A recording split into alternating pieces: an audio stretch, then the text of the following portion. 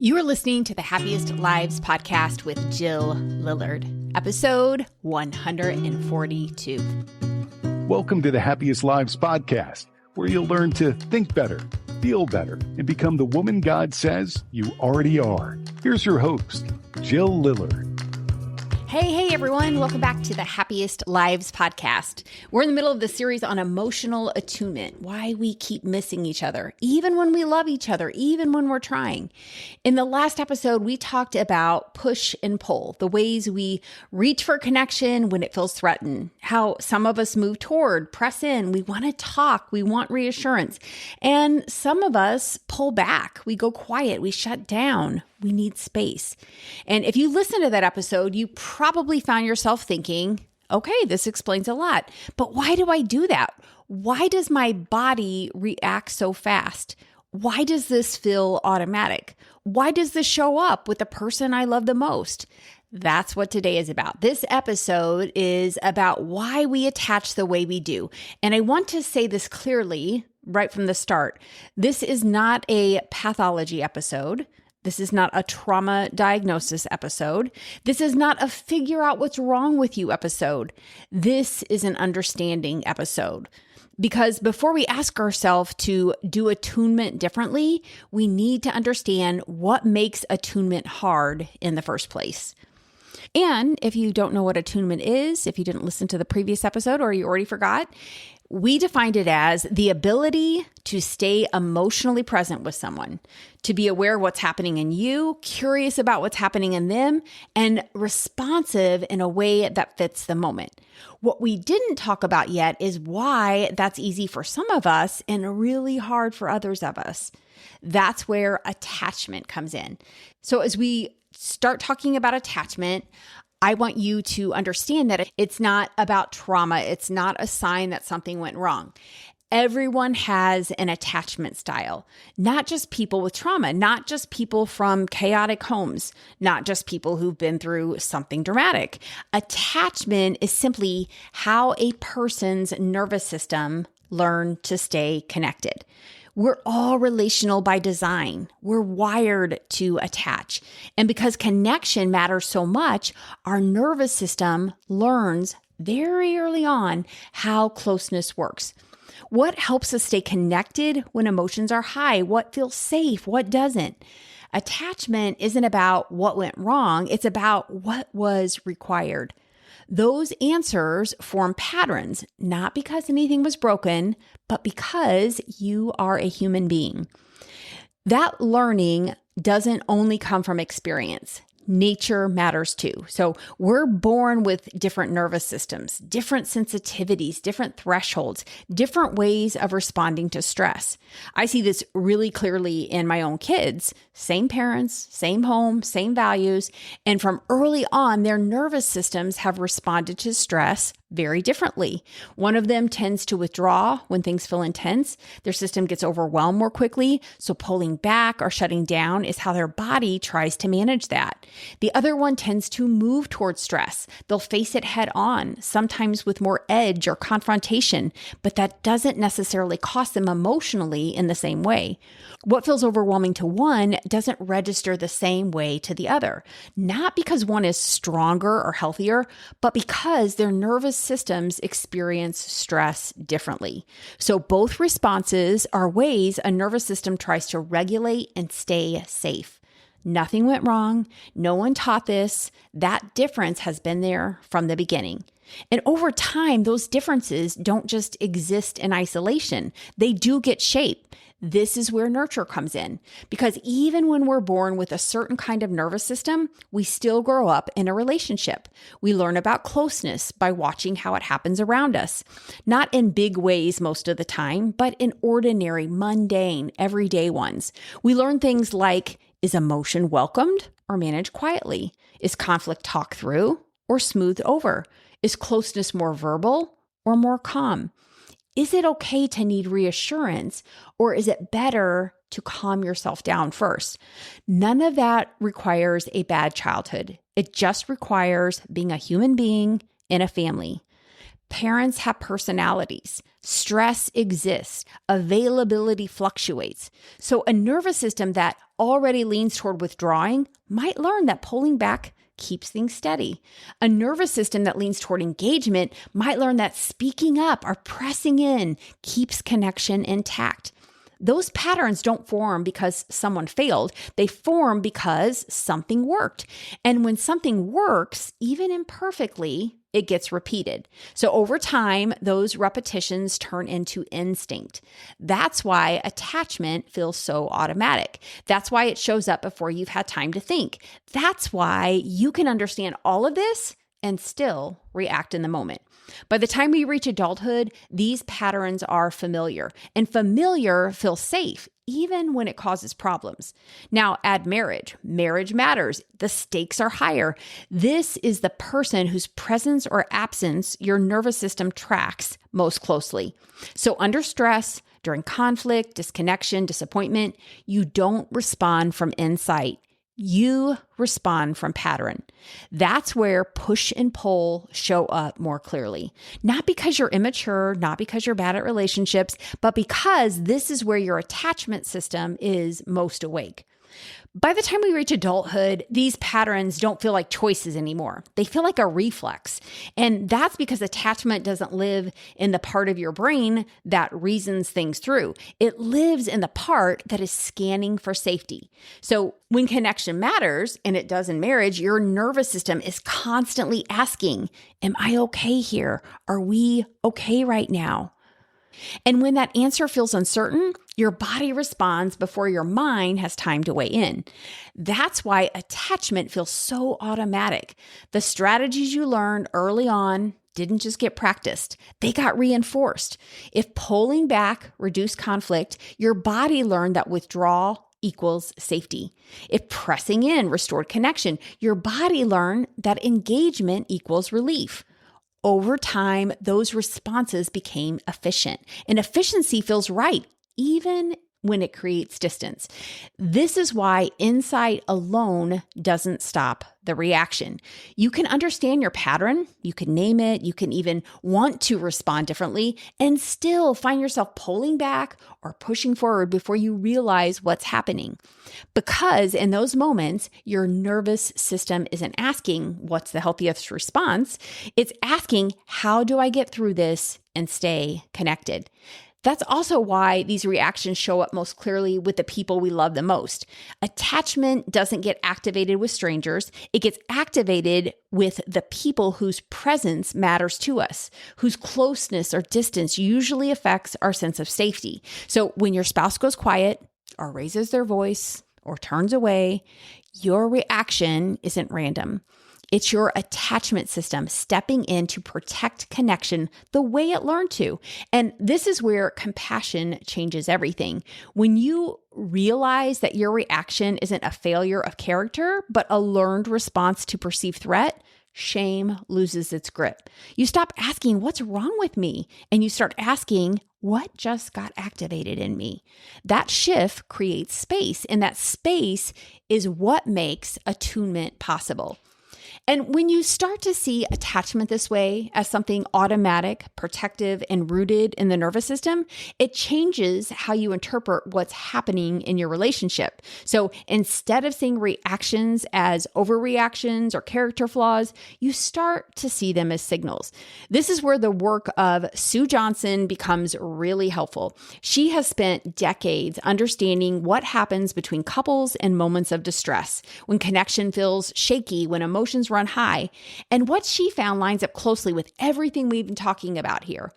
From an emotionally focused therapy perspective, those automatic reactions, pushing, pulling, shutting down, getting louder, they aren't random and they're not misbehavior. They are a protest. They show up when emotional safety feels threatened. In other words, when we don't know if connection is secure, our nervous system steps in and does whatever it knows how to do to restore it.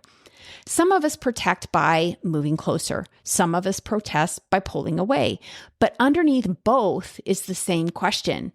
Are you there for me right now? Or am I alone? And once you start listening for that question underneath the behavior, the whole conversation changes. Once you understand attachment as something automatic and protective, and you start to see push and pull as a protest rather than bad behavior, another really important shift happens. You realize that attunement usually doesn't break down because someone doesn't care. It breaks down because we misinterpret what the other person's nervous system is doing. We assume meaning too fast. So someone goes quiet and we think, you don't care. Someone presses in and we think you're trying to control me. Someone needs space and we hear rejection. Someone wants to talk right now and we hear pressure. But a lot of the time, what we're reacting to is not the intention. It's impact filtered through our own attachment system. The same behavior can mean very different things depending on the person and the moment. Silence might mean I'm overwhelmed. I need a minute to regulate. I'm trying not to say something I'll regret. Talking might mean I'm anxious. I'm trying to stay connected. I need reassurance that we're okay. When we miss that, we respond to the behavior instead of the need underneath it. And that's where attunement breaks down. So I'm going to say that again. When we miss that, when we start responding to the behavior, the way the other person is acting, the words they're saying or not saying, and we're not tuning into the need underneath that behavior, the thoughts and the feelings, then attunement is going to break down. Because attunement isn't about matching behavior. It's about responding to what's happening emotionally. It's also why things escalate so quickly. When I misinterpret your nervous system response, my own attachment system gets activated. And now I'm not just reacting to you, I'm reacting to what I think you mean. That's when curiosity drops. That's when listening narrows. That's when we stop staying present and start protecting ourselves. Before we keep going, I wanted to offer you something simple. In almost any relationship, there's a moment where you feel the shift.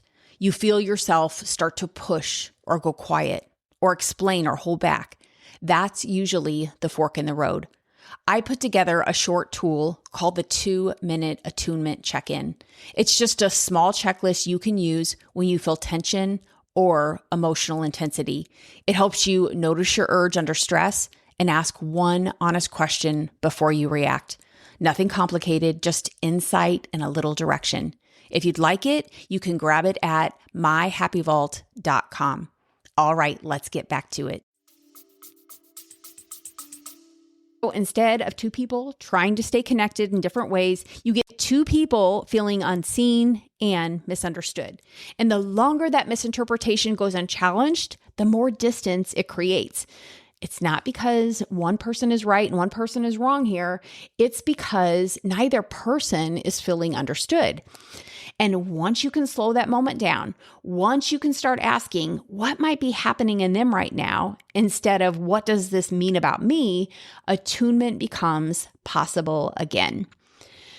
What's tricky is that these moments don't just involve misunderstanding, they also involve capacity. So attunement takes bandwidth. It takes enough internal space to notice what's happening in you, stay open to the other person, and respond instead of react.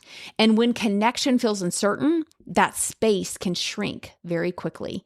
That is because your body is responding before your mind has time to catch up. Now, I want to pause here for a second because this is really important. I do believe our thoughts shape our feelings. That is true. But in attachment-triggered moments, the reaction can be so visceral. It can be so fast that you feel it in your body before you're aware of what you're thinking. That doesn't mean there isn't a thought there. It means it's happening on default, below the surface. Your nervous system is scanning for safety. It's assigning meaning and responding all in a split second. So you notice the tightness, the heat, the drop in your stomach, the urge to act, before you can say, oh, I'm thinking this. That's why starting with the feeling isn't skipping the thought work. It's often the doorway into it. And it might be hard to do the thought work without starting with the emotion that you're feeling flooded with. Attunement can feel suddenly out of reach in those moments of emotional overwhelm. So you might know exactly what you want to say. You might even know what would help. But in the moment, you feel tight, rushed, defensive, or blank.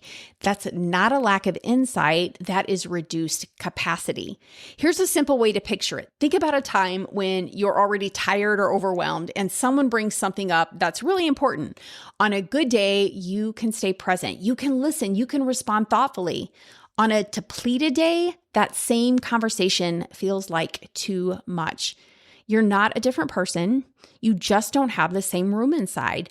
That's what happens in attachment triggered moments too. So when people say, I don't know why I reacted that way, they're often naming something very real. They weren't choosing poorly. They were responding from a system that didn't have much margin. That's why understanding attachment matters. It shifts the question from what's wrong with me to what's happening inside me right now. And that shift is going to help you create space. Because instead of trying to perform under attunement, you start looking for what helps you access it. Sometimes that means pausing with the feeling first. So the thought underneath it has time to come into view. Not perfectly, not all at once, but one moment at a time. So if this is how attachment works, if reactions are automatic, capacity shrinks under stress and we miss each other even when we care. The real question becomes this: what actually helps relationships recover? What makes it possible to come back after things fall apart? Because the goal was never to stay perfectly attuned all the time. The goal is to know that there's a way back when we're not. In attachment research, that ability to recover and reconnect is what's called secure attachment. And here's the important part. Secure attachment isn't calm. It is making a repair attempt. It's not the absence of reaction. It's not always saying regulated. It's not saying the right thing every time. Secure attachment means that when things go sideways, when someone reacts, withdraws, gets sharp, or shuts down, connection isn't lost forever. There's room to come back together. What we see over and over is that even the strongest relationships still miss each other. They still argue. They still have moments where attunement breaks down. The difference isn't that they never disconnect. It's that disconnection isn't the end of the story. There's an expectation, sometimes spoken, sometimes not, that someone will turn back. That responsiveness can be restored, that being off doesn't mean being alone. This is important because a lot of people are chasing calm when what they actually need is repair. Calm comes and goes. Life gets stressful. People get tired. Capacity fluctuates. But repair is what builds trust over time. And John Gottman would say making a repair attempt is the hallmark of happy couples. It's not that they don't fight. It's not that things don't go south, but they are able to come back and repair the hurt that happened. So every time there's a rupture followed by reconnection, the nervous system learns something new. It learns that we can get through this. We can come back. I don't have to panic when things feel off. That's how security grows, not through perfection, not through avoiding hard moments, but through repeated experience of presence after disruption. And that's why attunement matters so much. Not because it keeps the relationship smooth, but because it gives relationships a way back to each other. Another layer that really helps all of this make sense is understanding that there isn't just one healthy way couples fit together. In his research, John Gottman talks about different pairings, different ways couples tend to handle conflict and stress. And what's interesting is that none of them are automatically healthier than the others. Some couples are more confrontational by nature. They engage. They talk things through out loud. There's energy and emotion. And when repair is present, those relationships can feel very alive and connected. Other couples are much more conflict avoidant. They value calm. They don't like escalation. They tend to let things go rather than push into discomfort. And when there's emotional safety, those relationships can feel steady and peaceful. And then there are couples where one person tends to confront and the other tends to avoid. And in my experience, this is often the pairing that feels the hardest. One person feels like nothing ever gets addressed. The other feels like everything becomes too much. And it's easy to start telling a story that says, we're just not a good match. But here's what I've seen over and over again. Every pairing comes with strengths and limitations. When you have two people who both avoid conflict, things can feel calm, but over time, there can also be a quiet sense that something's missing. Hard things don't get worked through. Longings don't get named. Intimacy doesn't always deepen, not because the couple doesn't care, but because there isn't much of a catalyst to move toward each other when things feel uncomfortable. On the other hand, when you have two people who are more volatile or confrontational, there's usually no shortage of engagement. Things get talked about, emotions are expressed, but without something that steadies the system, those relationships can start to feel exhausting or reactive. And when you have opposites, one who moves toward conflict and one who moves away, the challenge is the mismatch itself. The same moment calls for two different regulation strategies at the same time. Here's where another subtle thing often happens. In close relationships, we don't just react to each other, we often start to mirror each other. So you might be someone who naturally pursues engagement. You want to talk things through. You want connection. But if the person you're with consistently withdraws or shuts down, over time, you might start doing the same thing. Not because it fits you, but because it feels safer than reaching and getting nowhere. And the opposite happens too. Someone who's more comfortable with space may start pushing or escalating simply because calm distance never seems to work. That mirroring isn't manipulation, it's a way we adapt. It's what happens when two nervous systems are trying to stay connected and avoid more hurt. And this is where I want to gently shift the way we think about fit. Instead of asking, is this the right match? Is this the right fit? A more useful question is, what is this relationship inviting us to grow into? What is God working on in me? Every pairing creates growth pressure. The one who avoids is often invited to learn how to stay present a little longer. And the one who confronts is often invited to slow down and listen more deeply. Not to become the same, but to become more flexible. And that's true of every pairing. Each one reveals what's working, what's not, what's being avoided, what's being overused, and what each person is longing for, but maybe hasn't known how to ask for. So rather than deciding whether your dynamic is right or wrong, unhealthy or healthy, the deeper work is asking, what are the challenges this pairing creates, and how are we being invited to grow through them together? That question opens the door to curiosity instead of judgment. And it sets the stage for learning how to stay emotionally present with each other, not by eliminating difference, but by learning how to move toward connection through it. I also want to say a word about trauma here because it's important and because it's easy to misunderstand how it all fits into all of this. Trauma doesn't create attachment. We attach because we are human beings. We're wired for connection.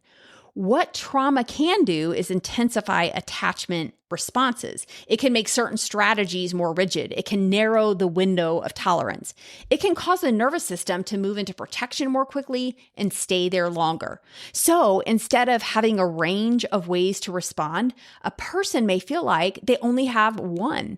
But even then, the response still makes sense. The nervous system isn't trying to cause problems. It's trying to prevent more pain.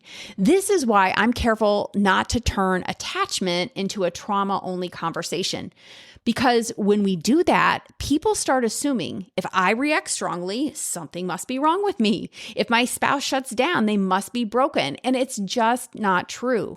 Trauma doesn't mean someone is incapable of connection.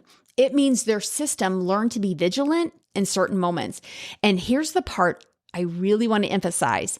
Even when trauma is part of the story, healing doesn't happen through analysis alone. It happens through repeated experiences of safety, through responsiveness, through presence that doesn't disappear when things get hard. And that's true in therapy. It's true in friendship. It's true in marriage.